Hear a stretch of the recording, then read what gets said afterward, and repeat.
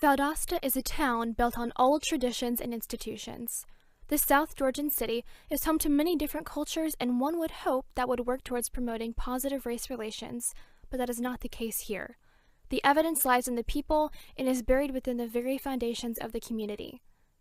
On the south side, there are barely any streetlights, the sidewalks are run down, and the houses are in shambles, to name a few of the communal issues. The population there is predominantly African American as well, begging the question of why the city is consistently ignoring these particular areas. The South, especially towns like Valdosta, still suffer from oppressive rule and inequality, both of which are key in keeping areas like Southside from improving. We tried to reach out to the Valdosta School Board to get a different viewpoint, but they did not contact us back. Here's more on the issue from another member of the Southside.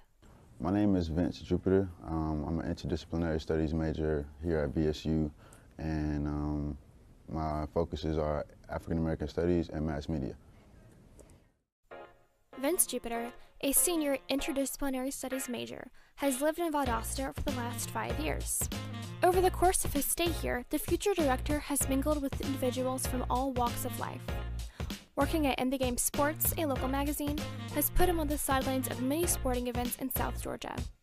He spends his free time directing music videos for local musicians and creating promotional ads for local businesses.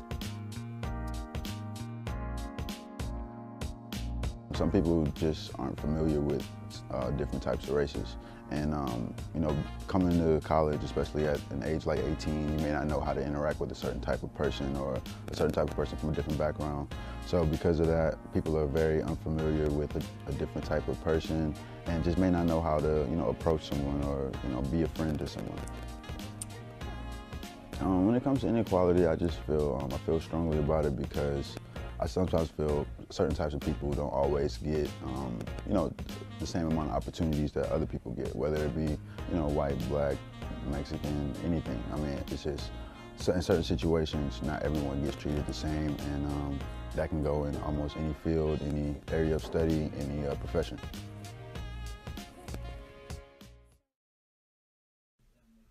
Vince Jupiter's point of view reminds us of the heart of the matter. We reached out to certain members of the City Council and the NAACP, but they either would not speak to us or simply did not respond after repeated requests for an interview. Reverend John Robinson, longtime pastor and local activist, shared with us his story of institutionalized racism. I'm an activist in the community, and I live in Lake Park, and I'm a minister at the First Antioch Missionary Baptist Church. And what I basically do is try to promote entrepreneurship and promote businesses in our local area so they can help the local economy. You know, the city was built from a plantation type city, okay? To get a good grasp of where we are today, we have to look back over history. Over the years, there was the development of a mentality about being stemmed from like a plantation type town. There was no inclusion as far as blacks and rather say outsiders, okay? They had as late as 2004, there was a charter that was put up that had to be taken down because it related to blacks in a very negative manner. And that was in 2004. When it comes down to justice and equality, there's a power structure here that needs to be broken long years ago. Down through the years, things didn't change the way they have been for all these years, practicing exclusion. There's a lot of federal funds that come through the city and the county, and they just don't seem to be spread abroad for everyone in the neighborhoods and throughout the. No, they're not. They're not. We had a bridge built here for $70 million. We didn't get any part of that. Okay. Had a project at PCA, the paper mill, for $460 million. It was federal aided. We didn't get any parts of that. It's a courthouse built just down the street here for millions of dollars. We didn't get any parts of that. Then they built this new school for $85 million. We got less than 1% of 1% of that. Minority contractors, yes, and local businesses. The majority of the money left the city. Okay, now they had some that stayed here, but it's normally the people that's always in power. Yeah. Okay, same people gets the money over and over and over, time after time. Our theory is that if you get the money spread abroad and monies can be kept in the local areas, therefore it boosts the local economy. And if the local economy is lifted, this means that if you change the environment, you change the people. Well, what we've done, we've been participating at city council meetings, Chamber of Commerce. We've been active in putting on presentations to show the difference, to help make a difference, and we're still in the process of working now, okay? We want to try to bring people together so that they can begin to realize that it's enough for everybody. Another unfortunate statistic shows that Valdosta has experienced a 28% increase in population growth in the past 10 years, with most of the new residents being African American. Yet, these are some of the very people who are still struggling to be treated equally. Terry Kelly, one of the contractors who could not get bids despite the city's population growth and election of new officials, talked with us as well. He detailed what it has been like trying to get work in Valdosta as a minority. Right.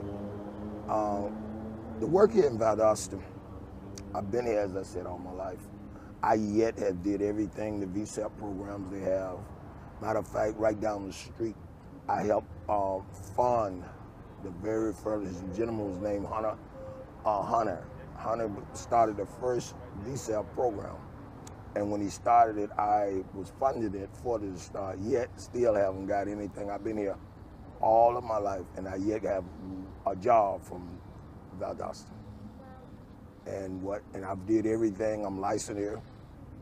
I'm licensed in the state as a GCI, but yet I go all over the state, all the way up to Carolinas, Panama City, Florida, but I get work there. And I decided 2 years ago when this project came up about the high school, that I would bring some of the guys that I was working with here and see if we could put together a team to do work out there. So I went through, I met with the architects. Matter of fact, Ken Altman's father, his grandfather, my father did most of the surveying in this town.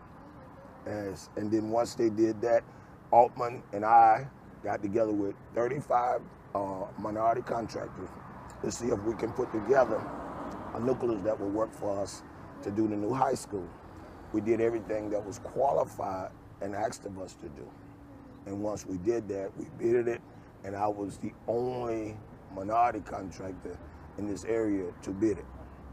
And from that point, they said I was the low bidder of the day of the bid. And the low bidder. I was the low bidder. They called me after the bid opened. Because I was the low bidder. And I was out there to do the clearing and grubbing. And when we started the project, they said that if we're going to bid it in 3 phases. Once we got into the bid, I called them and set up time to meet with them and ask them to say, well, on the drawings, they're showing infrastructure for 1 whole bid. They said, we're going to break it up in 3. I broke the bid up into 3 parts. And when I bidded it, the clearing and grubbing, they said I was low bidder, but I was extremely low. So from September the 1st to September the 13th, they allowed me to be low bidder. Then when we had a board meeting, they assumed that I couldn't do the work and they took it. I don't know a handful of subs in Valdosta that is on the programs here that actually get any work here. So the work has really been an old boy system, you know, and what it is, they bring in now, they used to would give us some sub work, but now they're doing it themselves. They're bringing in and they bring in workers and put together a team and do it themselves. They're not giving locals a chance to get that work. They're not giving locals any chance. Matter of fact, this project was $85 million, and we got less than 1% of 1% of minority contractor work. We don't have a 1 cent.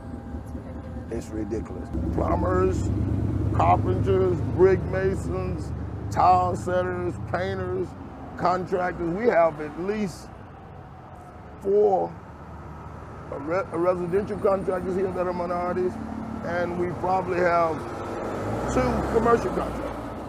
And none of us receive any work at no time.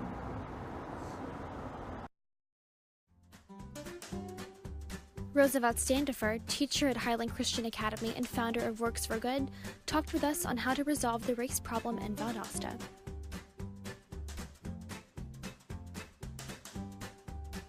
My role within the community is community engagement, and I say that working with organizations to help them make a difference and to ultimately give back to the community in a way that makes sure that the next generation is not only prepared but also available to be a part of the process. Works for Good is specifically set up for that.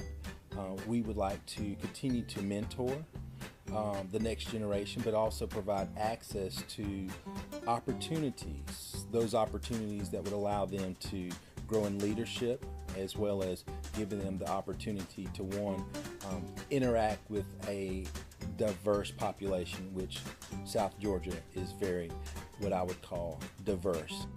I think that until people actually get to know you and know where you're at, I think they would potentially discredit you from whether it be a stereotype of your ethnicity, or whether it be they are not used to interacting on a level of business, personally or socially, to an individual. I think it takes getting used to. It takes getting to know someone. And until that becomes a narrative where people are more interested in getting to know new people, regardless of their backgrounds or what they look like, what religion they might be, I think it's one thing that we will continue to see happen. And it's not with, I think, malice or ill intentions, but I think it's just comfortability.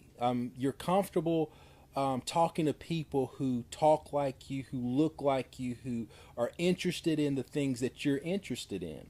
I remember a story of a family member of mine that says to me, "You hunt? I can't believe you hunt." Well, let me just tell you this. Civilization was built upon the premise of, in order for you to eat, you had to kill something to eat. You had to grow something to feed your family. We're so disconnected from the reality of how we came along as a society. And I think we just need to get back to the basics. And those things, I think, are fundamental things that if you don't look like me, if you don't talk like me, or if you don't interact within the circles that I am constantly getting access to go into, then you might discredit someone that might have potentially something that can add value to your life.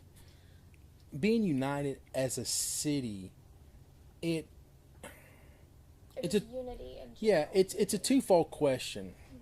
You have to say, but united for what? United for what? And I think that goes to a bigger issue. What are we pushing for? A city can come together when you have the death of someone, like the tragedy that happened with the active shooter in Florida and all over the country throughout these last 10 years. We've seen an increase in school shootings. Well, we see communities unite together for a moment. So, yes, cities can come together for a moment, but what is the takeaway? What are we doing to really make social change? What are we doing to really make the change that could create a better environment for the next generation to grow up in? Well, so with Works for Good, we are actually taking the next generation and allowing them to participate in those very key and fundamental sectors of our community. In South Georgia, farming and agriculture is a huge industry, okay? Well, what we've done is we've said, we will allow any youth that would like to learn this industry, we will give them land for them to work. We will give them livestock to raise. And then we will allow them to come to our market store which you happen to see now, where they can actually go in and actually distribute and sell and make money for themselves. So they're growing, they're learning, and they're earning. Job growth. Job, yeah, Right. job creation. And they get amazing Life skills skills. along the way, interacting with people that are from all walks of life. All walks of life. With Georgia being the third most racist state in America, it is not surprising that people have these stories of inequality. We have heard people's experiences, and Valdosta clearly has a lot of growing to do, but there are some who are ready to act. I have something here that'll show where they'll show that race here is the most common ethnicity is 80,000 versus blacks is 48,000. Okay. That's for Valdosta? Yes, that's one way of putting it, right? Then on the other hand, it contradicts itself. It shows where blacks is 50.3%. Okay, but now when this goes out, now this is in 2016. When this goes out, it shows where the city is majority white, which is not. We are in the Church of Truth and Fairness. We believe that if you get funding available throughout the black community and the old traditional black community, it'll change the structure of the neighborhood. You know, they come down, they gave us the Martin Luther King Monument, okay? That was like a Cadillac sitting in the middle of a landfill, okay? Because, you know, they come down, the city, they boasted about what they've done, but the minority contractors and local businesses didn't get into the work there, you know? And that was over $1 million. Yes, so it hurts to witness funding coming through a city. Everybody's thriving. As you can look around here in this city, I can point out every business here, but none of them is black owned. We went from getting our rights to vote, our freedom, and we became a labor force, not sharing in ownership, that's financing all the upper businesses that's not owned by minorities, okay? And that's a sad part. In other words, you can go out of the community and make the money, turn around and take it back to Winn-Dixie, take it back to Publix, take it back to JCPenney's, Walmart, but nothing is coming back into our own neighborhoods and communities. I knew that in order for my children to grow up here and not go to Atlanta, not go to Miami and catch out to all the cities and then still have to come back here, I want to see, well, if there's a goal in mind to make this city no limits, then at least they need to start putting in the planning part situation where they can start putting us in where we can talk about it. Can we reach all the goals? If they're there, I'm quite sure even with the goals that they give us, most of the time, Scarlett, we won't reach them. But if they're there, then your age limit would have something to start drawing lines to reach. You see what I'm saying? We can build this, we can build Valdosta not for 2018, we can build Valdosta for 2050. And for anyone, And for any color, women, men, it don't matter. Reverend Robinson hit the nail on the head as he wrapped up the final step on Valdosta's road to a less racially biased and more unified community. People have to come together and got to realize the truth and face the facts. No one want to sit down and discuss the real hardcore issues about black and white. Nobody seems to want to discuss that. You know, everyone want to avoid the issue of what really have occurred in this country, where we are going in this nation, and what we need to do to resolve the problems that we have. We need more unity, more harmony. We need a whole lot of diversity to occur here in this city that haven't been happening, and it's all been leaning mostly to one side. What do you see as, the future for Valdosta's community as far as, the relations between... I believe that it's healing time. It's healing time. And we, as black people, feel excluded, okay? And normally, we are excluded. We got a right to vote, we got a chance to do a lot of different things, but now we're in the time where it's a healing time, where it's time for healing the old wounds, and that opens the doors for justice and equality. My team and I have worked tirelessly to uncover the truths about the relations between races here in Valdosta. What we have found is that the people have been affected by unchecked prejudices within the city's infrastructure. With less than 1% of the contractors getting work, Valdosta is worse off than we thought. However, the situation is not without hope. It is a group effort, and only by coming together to spread our message of equality can we start to break down the long-standing walls of racism. Justice for all. Justice for all. Yeah, I find happiness within the struggle. With all this weight, my ankles never buckle. Authentication, they can never muzzle. It's something great when your whole city loves you. And when you know you're blessed, it's easy to look up and thank the Lord above you. Now all you people looking puzzled, mad at the switch up. And y'all be sleeping when it's clear it's time to get up. But the change is out of reach, cause all these teachers never teach and all these pastors scared to preach. Look, I'm down to talk about it. They steer the boat while everybody's drowning. My vision's clear, they got your vision clouded.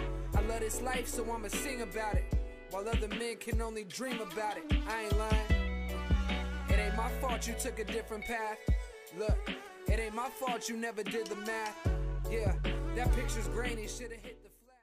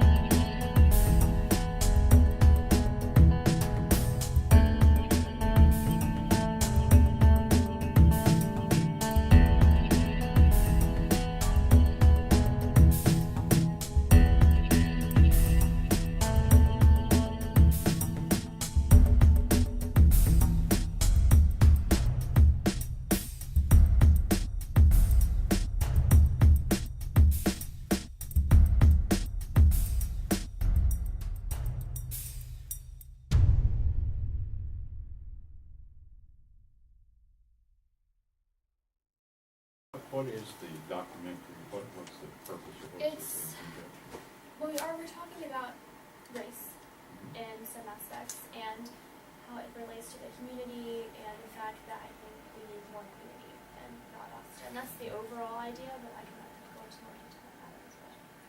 Is this connected with the one Valdosta Lounge project? No, sir. We're a mass media student. Yes, sir. This is basically part of our capstone. And like for our project, like how she was saying, we're just trying to basically record like how we can find unification within the city and like how we can find that like fair ground. Because like even though we all have problems, we just gotta find a solution to it. So that's what we're here trying to do. We're trying to find that problem and indicate that solution and figure out how like what's going on in the real problem and how it can be fixed. Are you originally from the community? Or? Oh no, sir. But We lived here for several years. Yeah, You've been like 4 to years. school? Yes, sir. We all seniors here. We go to Valdosta State, so we've been living here. We've been seeing some things like 4 years. So, I mean, you guys been here longer, so I know y'all are more experienced. Yes, sir. But let me see how the solution. Can I say one thing? Yes, sir. I taught at the university for years and years. But this, I hear you, what you say, and students could hear issues that someone who isn't as white as you, even me. Yeah. You know what I'm saying? And understood. This is something, if you think you are somebody who God loves. What do you do? Well, community activism, we go out and, what I do, I go out and try to promote entrepreneurship and promote small businesses, and as well as ministering in the gospel. basically, what we try to do is enhance people's thinking and being able to be a contributor to the community by being somebody. The only problem that we have here, see, this is a ugly system of reality, okay? It's an ugly system of reality, and it's veiled by aggression, and it's illustrated through oppression. So when we get to Lowndes County in the city of Valdosta, we'll find that when you focus in on the metro status and all its problems, that it's got a social, economic injustice in the city. And it stems to be created, it creates a one-sided vision, and it blurs the picture. So, going off of that, what's something maybe you particular, all of you, maybe just one thing you can tell us that you feel strongly about when it comes to racism and equality? Inclusion. Inclusion. Inclusion. Well said. Well said. At the university, a lot of things that have been different ways of thinking.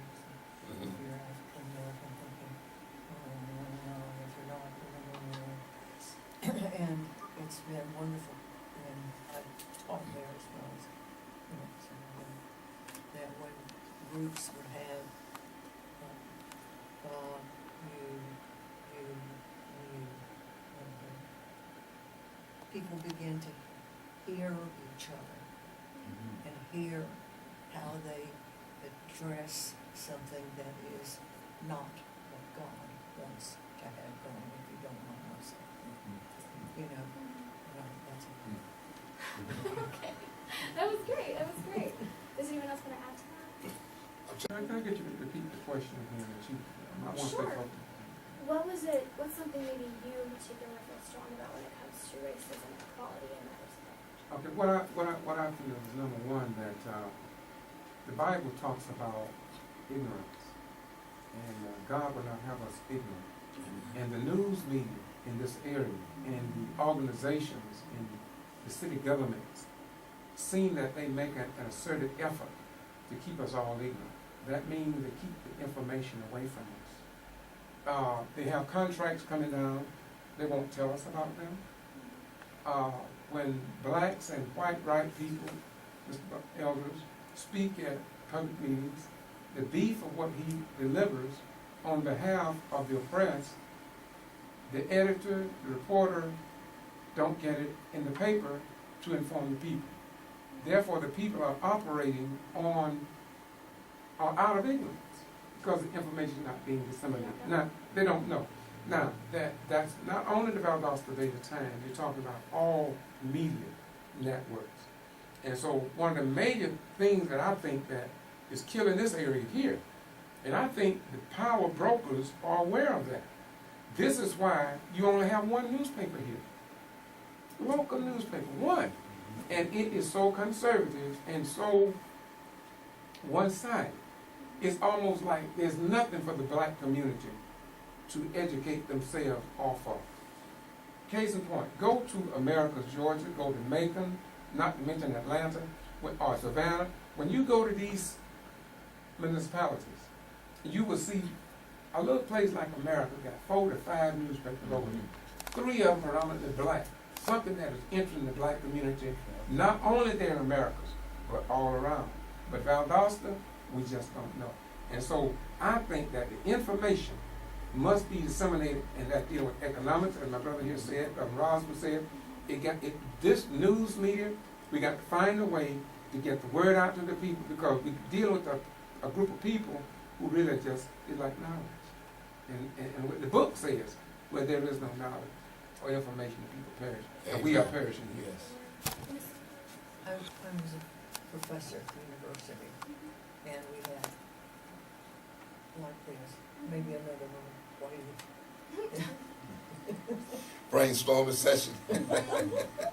But needs to be, we need to understand, if we think we're a Christian, Well, my goodness. You don't love people, human beings, if you think you're that. You're wrong.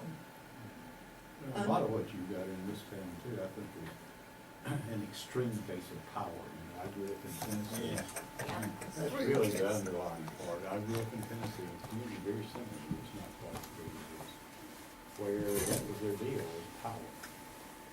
And it included racism that assists them in their power, but it was about power over everyone.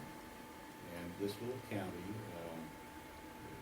just north of Nashville, when the automotive industry came to Middle Tennessee, Nissan came in just outside of Nashville, and now other folks, people in Kentucky and different places, suppliers were looking for towns to put their wiper plant in, or their steering wheel plant, or whatever the supply was. This little county didn't want anyone in there because it would break up their deal, you know.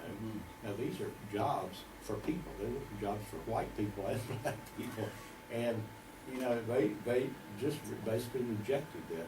That's crazy to me. I don't understand that. You know, if I'm a businessman and I own businesses in Tallahassee for many years, I want people to have a lot of money in their pocket, and I want everyone to have a job. I don't want people coming to my store that's broke. You know, they're not going to buy anything. So I don't understand that mindset, but I understand that's, and it was about power, and that's what you have here. Really, is part of it is just an aversion to black people. There's some of that, but some of it is about power. You know, and they worry we should have a mayor who's African American right now, in my opinion. Chief Rice should be the mayor, but you know they just can't visualize this man when he stood up and talked about a vision he had for the city. He laid out. He had done his research. He laid out just an excellent. And I don't care what color, race, or whatever. I wanted to vote for him, and I did vote for him. The mayor who was running for re-election stood up there with his hands jammed down in his pocket and wasn't embarrassing. Well, you know, we're doing what we can do, and you know, we just can't do everything. You know, what kind of message is that? You want to elect me, but I'm telling you, we really can't do everything. We're just going to stand up here with our hands in our pocket. I mean, to me, that was symbolic of him, his hands in his pocket. You know? So really, a lot of it has to do with power. We have to hold on to power, and that's you know, really what's happening in this country. We already know we're getting browner in this country. And it's scaring the hell out of the white boys. That's why we have Donald Trump in the White House. Be a bulwark. He's gonna get rid of these people. He's going to deport them and kill them and do something to them because they're coming. But guess what? Yeah, I just was gonna say I agree with him, and I'm only saying this because I think it needs to fill a gap for not only Valdosta, because he did say, you know, all of Georgia, and if not the nation. I'm from Brooks County over here, and I-75, I was in school before it was built, and the word was out that they really wanted to run I-75 through Brooks County, because it would have swayed I-75 right on towards Tallahassee without making that, you see what I'm saying? But just like they didn't want to upset those farmers. They didn't want to upset them large plantation owners. Right. And that's what the deal was, so we got going this way. Deal with power, just like he said. That's what I want to contribute to what he said. So, next question that kind of brings things to, as far as the minority contractors go and not being able to, work and to get contracts, could y'all go into more detail? Yeah. And more than happy to go into detail about that. When we was talking about the ugly reality and the aggression and the oppression and the exclusion, okay? The contractors is a prime example of all those ingredients, and everything that these gentlemen and the lady said is absolutely on point. It's about power. It's about something that occurred here years and years ago that left a trait here, okay?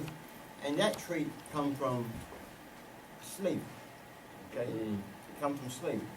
It left a trait. And that trait is the building of a society. And where the power structure is always favoring to those who set it up for their own people and excluded certain people. And this trait is the remnants of what's echoing change for today. Okay? Even though we're not in slavery, we done got our rights to vote and all of this. It yet left this ugly trait where when it comes to federal contracts and federal funds, okay, we always excluded. And we got some of the best, absolute very best brick masons, carpenters, welders, plumbers, pipe fitters, concrete people, people that work the whole scenario of construction, and very well qualified. But they're always overlooked. They don't have any resources. You don't have no banks that's in their favor. Okay? Now, they can go out and give you a prime example. One of the contractors told me that he's been doing business with this one company that's his supplier for over 20 years. As long as he was doing contracts for $10,000, $15,000, $20,000, they let him have his suppliers. But the very moment he went in and said, I got a contract for over $100,000, they said, well, we can't help you with your supplies. Now, that eliminates him from being able to qualify for the bid process. Then we have where it seems as if there is a systematic and justifiable plan that's been orchestrated by brilliant minds that know construction, okay? And they ride a very thin line. And they'll use codes, and what I mean by codes is they'll use the specification from the Department of Transportation, the DOT projects, as a guideline, okay, to see what their goals are in the language when they're preparing for the contracts, for the RFPs. That's request for proposals, okay, that's going out to be bid publicly. Whatever they have in that contract is stipulated in writing is like the Holy Bible. That's what they're going to go by.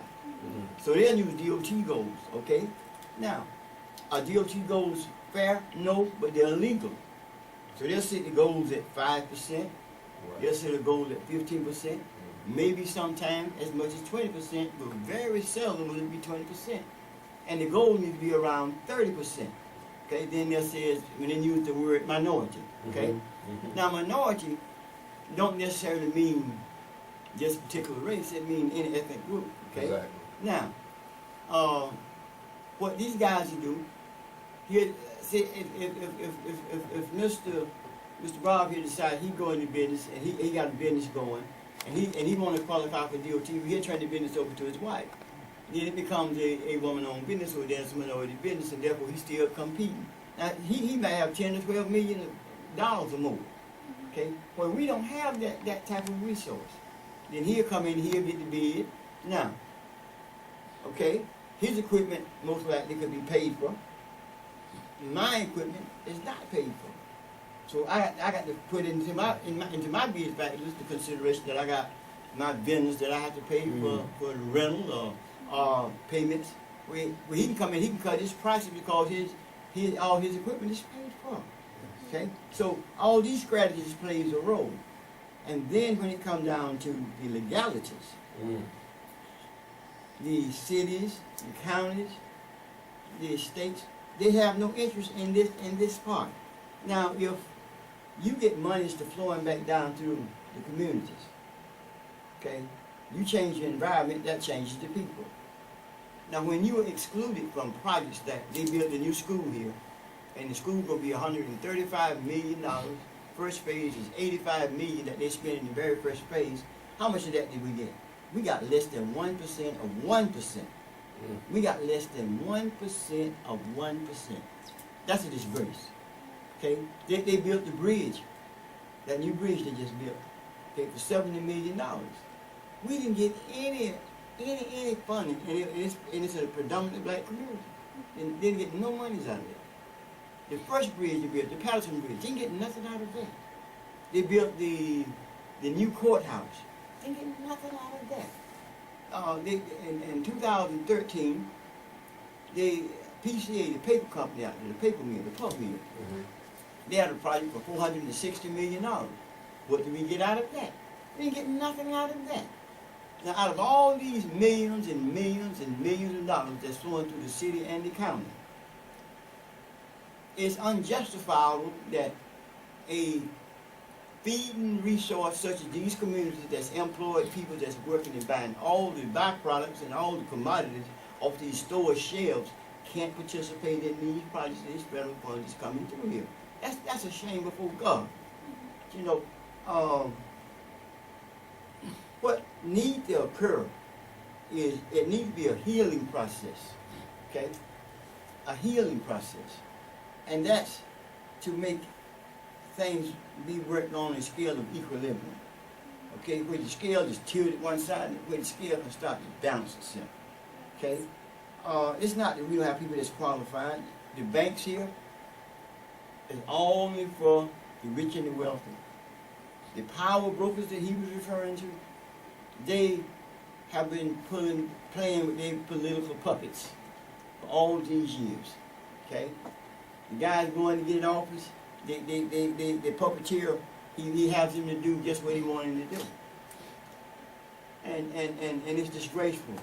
Our communities, we got murders, we got gang activities, we got black on black crimes, you know, and this is uncalled for in these days and time.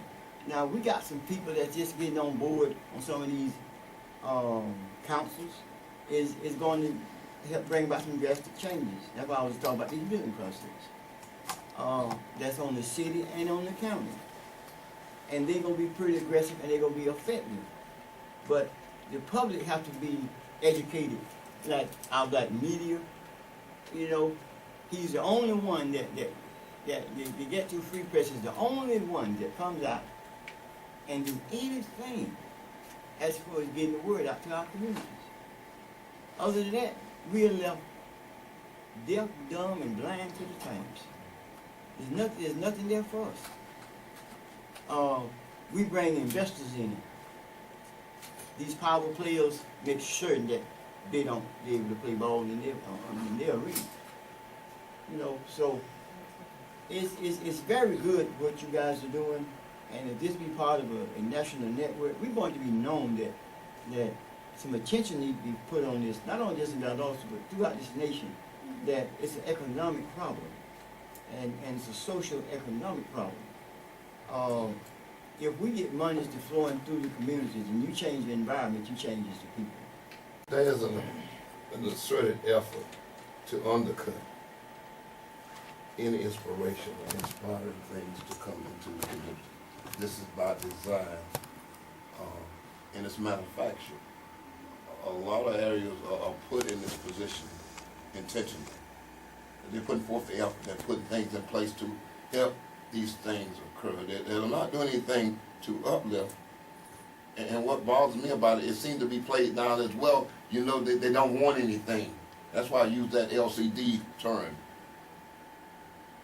Least common denominator. Our least common denominator, we all are human. That's every one of us in here. And we all have aspirations. Whether you like baked chicken or fried chicken, it's chicken.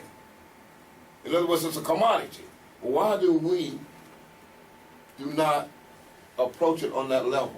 That's what bothers me about it. They talk about the power brokers and the person who have control. It's almost like my son doesn't have feelings, but your son does.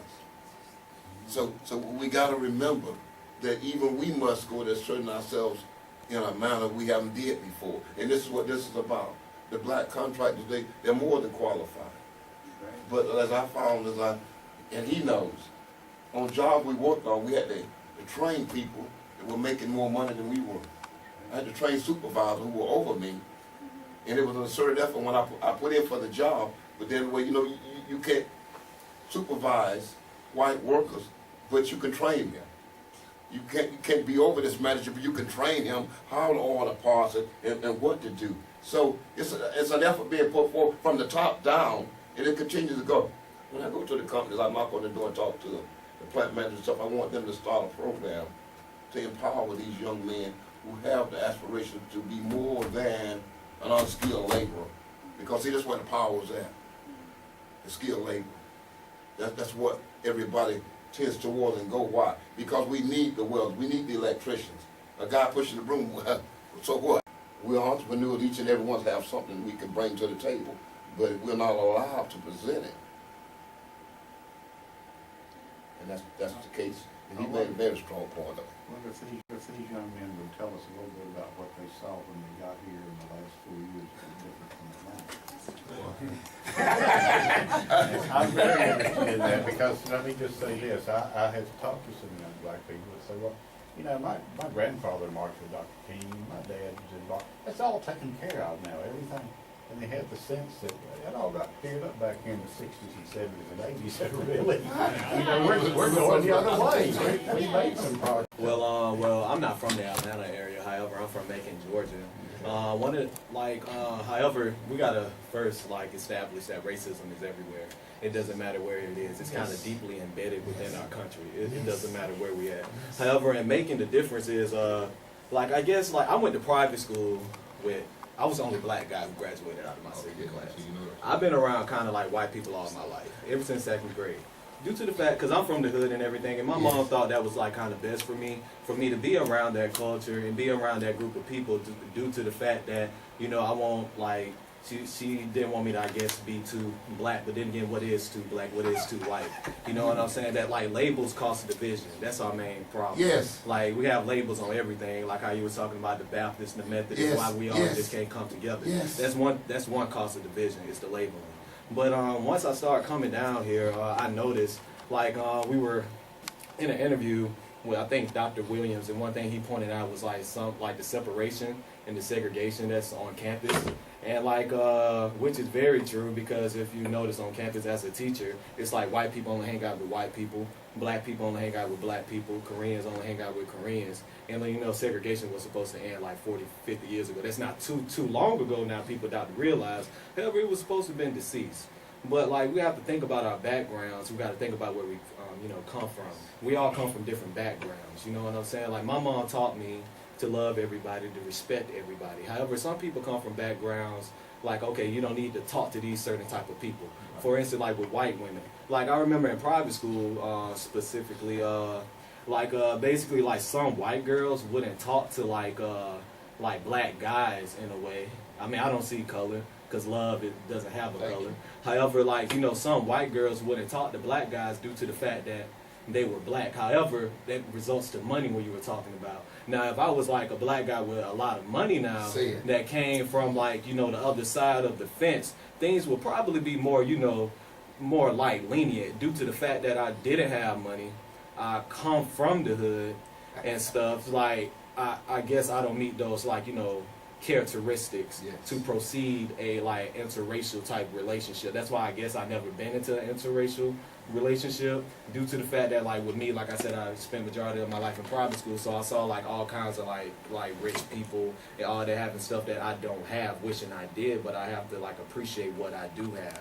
So that's one thing I kind of noticed when I came to campus, some of the separation on campus. We need to just try to mingle with one another and try to get to know one another, because we're too oblivious. That's what causes different problems, because we're so oblivious to certain situations. We don't try to learn culture. We don't try to reach out to the other hand, due to the fact that what we were taught. But we got to step out of our shell to try to know that other person, to try to get that interconnection with the other person. Because how can you see progress if you don't try to change? We have to change to see progress, and a lot of people don't like change because they're so stuck up within their ways. So we need to see change to see progress, so we can have better solutions and a better outcome to all of the things that's happening within the city. Very real. Yes, but it was a substantial change from what you might see in Macon. Yes, sir. Yeah, in Macon, it's like more like, you know, you see more interracial things in Macon. Like you see more people like kind of like mingle in Macon, but like versus Macon, that's middle Georgia. We are like down south in Valdosta. You see what I'm saying? We have a lot of stuff that's like, you know, no, not saying like every part of Georgia period has like some type of racial history dramatically.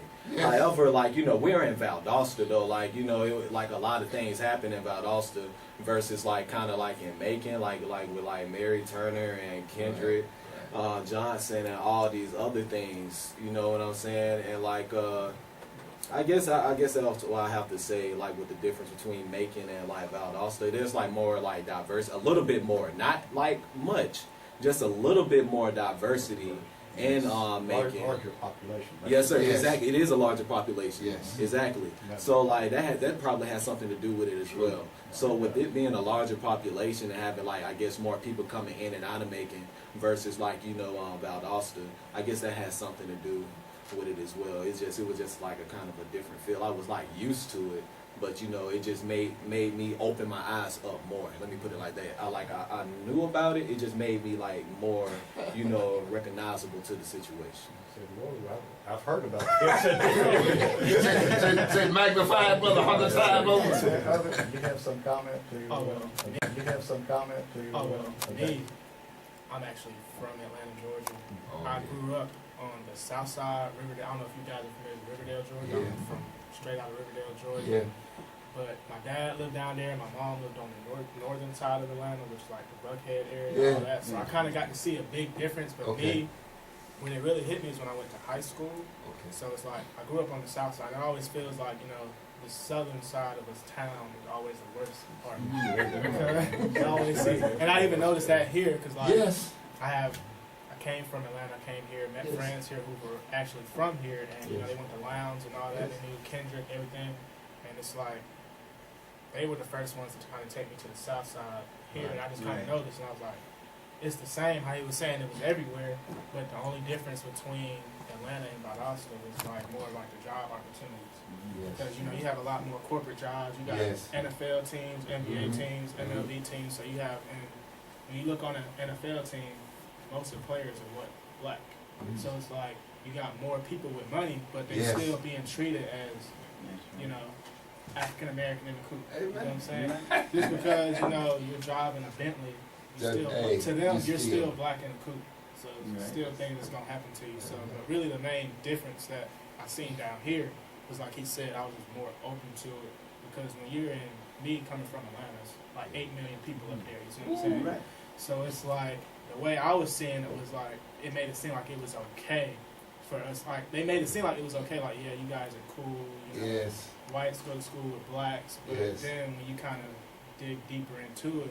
Like I said, you still just a black man in the coop. Show up. Yeah, because I have my father actually lives in like a great community, Fayetteville, Georgia. Yeah, it is. Huge neighbors have like airports in their back, like runways, all this type of stuff. But we still kind of dealt with certain little things when it came to like racism. Like, we actually had police calling us one time because we had too many cars in front of our house. But the thing was, we had the biggest house on the block. But to them.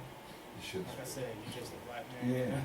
So it kind of, that's just the way I seen it, how it was just the same, and it kind of opened up more to me when I came down here. I just got to see more of how it really was, because when you're in Atlanta, they try to blind you with it, like, oh, you got this, like, you know, you black with this corporate job as well.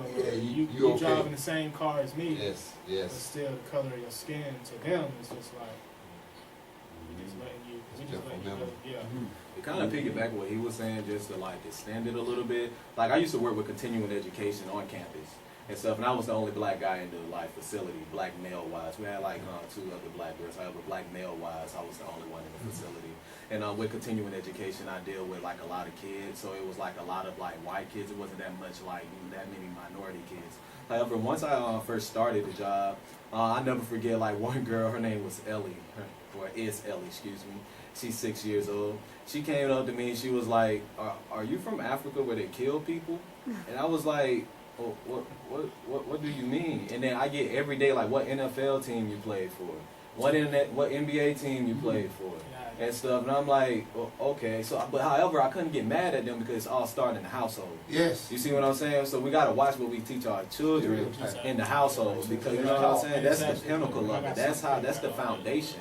Yes. You know, the household is the foundation. The home is the foundation. The home is where you learn. You know what I'm saying? So like we kind of like some parents or some people need to like change that foundation, because I was looking at them like, what do you mean? And then when I used to be in the office, they used to look at me like I was kind of crazy, like they in like a library or a museum, because of the way I used to talk on the phone. Because I used to talk on the phone like politely, and I used to know how to talk on the phone and know how to cooperate with people.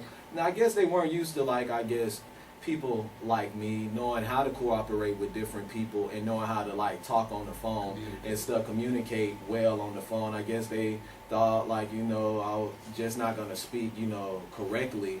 And then when they started, like, wow, he's doing real good on the phone. Look at him. Everybody crowded me. Like, legit, I had like 3 people around me crowding me, looking at how I answer the phone. Yes. And I'm like, I'm just answering the phone. I'm just doing my job.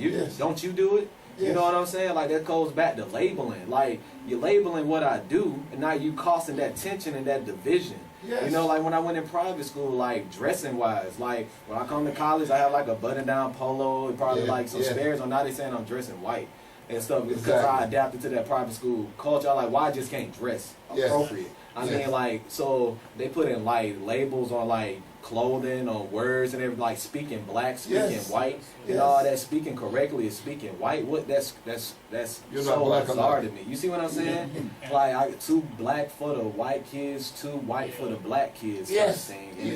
And all that speaking correctly is speaking white. What that's You're so not bizarre to me. You see what I'm saying? Like 2 black for the white kids, 2 white for the black kids. Yes. You're in between the mess. Yeah, it's just crazy. Just to piggyback off what he said real quick, even like how he was saying like labeling, you know, when it comes to like the neighborhoods that have sidewalks and they have street lights and they have 4-story home, basement, pools in the backyard, they always label them as the white neighborhoods. But it's like, anybody, why can't this be a neighborhood? It's a white neighborhood. Exactly. Exactly. And like, even how he was saying, in depth, beyond the measure. Because we did. Then that 50 years you were talking about, there should be improvement. You graduated from stage to stage. Shakespeare says there are 7 stages of a man. And when we look at life, we look at that. Langston Hughes talked about the rivers. Okay? Then the Sonics talked about love. The Milton Sons, but how much do I love thee? Let me count the ways. See, true love. Your turn now. These brothers, I want to simplify how it is from their viewpoint. That's a wonderful. Now we need to get your viewpoint. You know, I mean, I grew up in a very white household. You know, I went to private school my whole life, and so coming to Valdosta was a culture shock for me, to be honest. Where did you grow up? I grew up in Gainesville, Georgia, above Atlanta. I live on a farm up there. So, you know, I mean, it's not, to be honest, there's not a lot of minorities up there. So I didn't see a lot of that. I didn't get talks like these growing up. My parents just didn't discuss it. And so when I came here, it was a culture shock. And I knew within my first year, I was like, I was like, why didn't my parents talk about this? Why didn't they address the fact that, you know, that these things are happening, you know, are issues, and that we're all involved in it. It's not just, you know, not just for a black person to talk about or for a Hispanic person to talk about, you know, like, we're women, we need to talk about that, but also the fact that there's other people that are going through difficult situations, that are being oppressed or being told they shouldn't speak up. This is all of our jobs. And, no, I'm sorry. Well, one of the things that I mentioned the story when she first came in. She grew up in Kentucky and Florida, and she's kind of seen a lot of different things, but she took this job in 1994. She came over here. We lived in Florida. We lived in Tallahassee for a long time, and then lived down south, down on the coast there.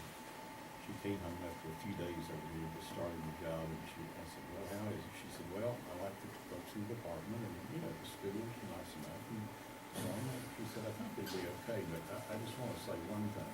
I will never, never, never, never, never, never, never, never, never, never live in Valdosta, Georgia. I may work in Valdosta, I will never live there. Well, of course, we've been here now 20 years. Yes. She commuted back and forth for about 3 years or so, and then we decided to go through anyway, but that's part of what she was seeing was the kind of thing you're talking about. She didn't. I just studying. I don't teach it. But it was beautiful because we were saying we are all, y'all, we are all God's children. All. And that took, and in my classes, when I worked with my staff, I was a religious thing, and people said, well, we should. This is Georgia. Tell us more about your story. Yes, I'm sorry. And I was actually at home a few weeks ago, and I go to a huge mega church called Free Chapel. I don't know if any of you have ever heard of it. There's campuses on the West Coast, and there's a few on the East Coast. And our pastor, come as you are, and it's not just, a religious thing, but it's something everyone should exercise because, when Jesus was here, his thing was love and acceptance, and that's what he taught, and he, turning the other cheek can be difficult and things like that, but it all goes back to love and accepting one another. I mean, when he was on the cross, he was next to, a thief and someone else, forgive me for not remembering. Two thieves. But, two thieves. But, he didn't spit on them. I mean, they were all there together. And that was the point. He came to show us that he wasn't better than everyone else because he was, because he was Jewish, because he was Jesus, or any of those things. We are all in the same, world together as one. And that's the point. That's really what I've become passionate about since being in Boston, since seeing all these things. In a few years, while I was in the department teaching religion, beautiful things happen. Wonderful things happen. We think where our hearts are, the things we have about. I never bore children, but I have had children.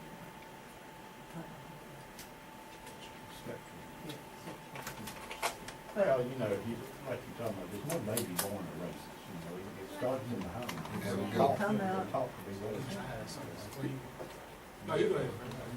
I just want to make that comment. I mean, you're taught Right. whatever you know. It's like you weren't taught some of these things. This wasn't discussed. I meant to say before, how you were saying it's taught at home. When I was 9 years old, I played baseball. And I went to play for East Cobb, and I was the only black person on the team. And then it was 9 and 10.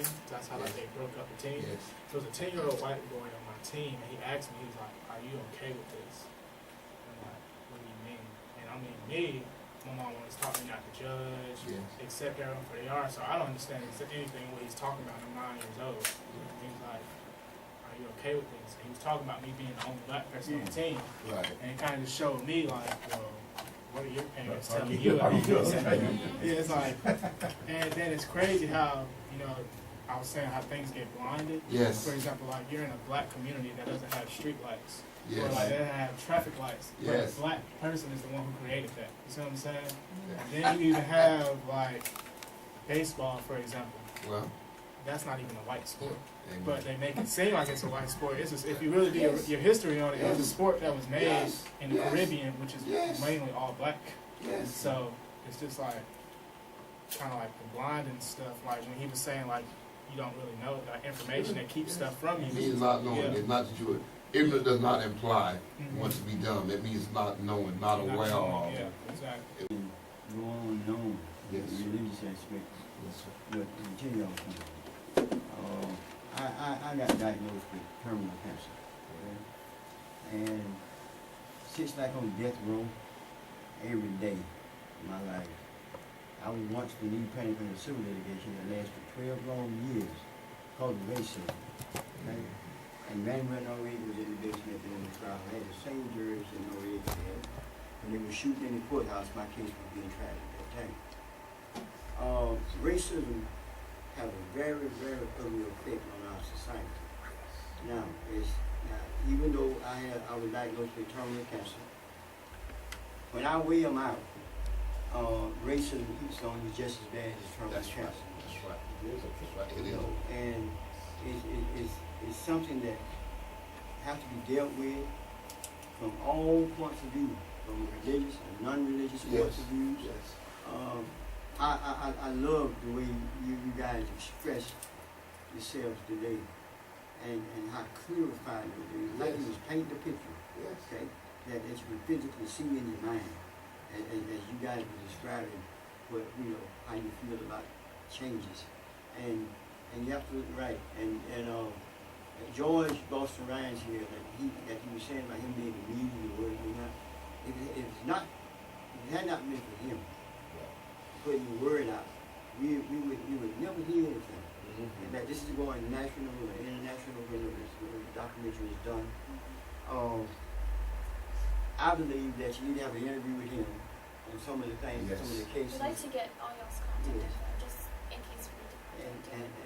And sit down and hear some of the stories of what he be dealing with while he's traveling throughout, because he do a lot of traveling around us. And he goes to a lot of counties and dealing with the juries and the legal department. But when we get back and focus in on Valdosta and the needs here, it's time for a healing effect to begin to occur. Because we're dealing with a trait that's been left here from slavery. It's a plantation town. I was born here. I at Cherry Creek, out of Old Farm, and I left here in 1963 and went down to Florida and ended up with migrant work, okay? And something that I grew to hate over the years, but when I first got into it, I loved it because I was a young kid going around seeing the countryside.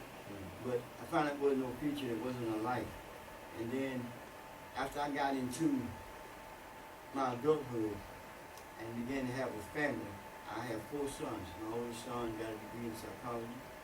My other son has his master's in architecture and he went to SCAD, Savannah School of Art and Design. The other one went to Polytech down in Atlanta. He's an engineer. He's working for one of the biggest firms in the country. And the other one owns a business that we created when we went through the hardship when our trials in those 12 years. It's all about wanting it, being part of it, not accepting no for an answer. Okay? Keep going back, knocking on the door, repeatedly. See, I refuse to work my way to the front of the line and be sent back to the back of the line and come all the way back to the front just to become repetitive. And it's going to take an innovative effort for everyone. It's going to take education and people being educated. We talking about the ministries and the religious aspect of it. Well, the religious world is about to take another look and analyze everything that they have been teaching, and realize what they have not been teaching. Yes. Okay, so that it can take hope to do some good. In other words, if I can get in the pulpit and teach that Jesus saves the soul, and I get one person turned to God, and he say I'm not going to do drugs anymore, I'm not going to sell drugs anymore. Then he go out and can't find a job. Okay, in his own neighborhood, his community, and just can't find no employment. He ends up back doing what he was doing because he loved his child as well as I loved mine. Well, so he's not going to just say, well, since I converted my life and stand back and watch my family start, definitely end up back in the same scenario. So what it boils back down to? The power structure. Yes. Okay? And when it boils down to this power structure, and then it comes to what? Exclusion. Yes. Then it boils back down to what? Aggression. Yes. Okay? Where people will do anything to sustain power. They will. And it don't matter how it kill your community, it don't matter. Amen. Okay? But we as people have to join hands. The poor have to join hands with the poor. And give you a good scenario. If we in Valdosta decided that we wasn't going to shop at Winn-Dixie, okay, for 2 weeks, And don't buy anything out of Winn-Dixie. Just Winn-Dixie alone. You ain't got to be Walmart. Just Winn-Dixie alone. For just 2 weeks, Winn-Dixie, the owner of Winn-Dixie will be knocking on the mayor's door saying something badly wrong here. And whatever these people want you guys to do, I want you to go and see if you start doing something about that. See? But the problem is we went from slavery to a labor pool. Okay? Where we went to just laboring and laboring and laboring. And then we feed this very, very ugly reality of a system that feeds upon your needs and your desires. Right. So when we see this occurring, we don't have no financial institution, we don't have no resources, we don't have no options out. And then when you look at when you focus in closely on the black world, we done created a world like that's a total underworld. Say it. A total underworld, where we learned to take. I'm just gonna use the scenario of a chicken, okay? Since everybody talk about black people love eat chicken and all this, I'm gonna use the scenario of a After chicken. this, we'll go ahead and talk about our last question before we wrap up. Well, I'm gonna say it very briefly. If you look at the market, you'll find a chicken feed on the market. And that chicken feed is there because when the average black person could take nothing and make something out of it. Could take nothing and make something out of it. Because they had to. Because they had to. More than any other person. Well, honestly, I mean, you all kind of touched on it and you kind of answered it, Sanderson, but just sort of to paint a broad picture here, what do you think the future holds, or what do you want to see in the future? Could he address that? Well, first of all, I remember, and I want to stay on point, I remember my grandmother, my grandfather always told me, don't worry about the white people. God gonna take care of that. When the older head die off, these things gonna be eliminated because we got young people coming. And they was wise people. I thank God for their teaching, but they was wrong. The young people are being taught today, just like the whites were being taught yesterday. People send me on Facebook young kids that's got on their proud Ku Klux Klan uniform. It's on Facebook. They send them to me because of what I do. And so, when I was coming up, I hated that I was black. I prayed to God of my understanding for him to turn me into a white child. Because they had all the land over in Brooks County. They had the nicest houses. I wanted to be white. And I used the term one day, I fell on my way to the bus station. I fell on my way into a book of knowledge that tell me that my people built the pyramids in Egypt. That's right. Told me that we was on this planet, the first people on the planet. And I found out that they had a book called the Apocrypha, and that I needed to read. I found the lost books of the Bible, forgotten books, all Egyptian Book of the Dead, all these books. And the lack of the information that was in these books is what had me, as a black child living in a state of ignorance, lacking information. So until we find a way to educate our own, give them the true meaning of this thing we call God and religion. The reason I don't like religion because I don't even like refried beans. Amen. Go ahead, I'll tell them. Give them to me before you got to refry them. Yeah. I think they got better nutrients than you. And that's what I want. And that's the end of my point. The point I'm trying to make is that information will save us. Is the key. But ignorance will destroy us. That's right. Information. Without a vision, the people perish. Now, what were you saying the question was? What do you want the future to look like? Well, I'm going to focus on Adams County. Change. And that our elected officials focus on change as well, for the better, and that we can have some inclusion, and that we expect to be at the bargaining table.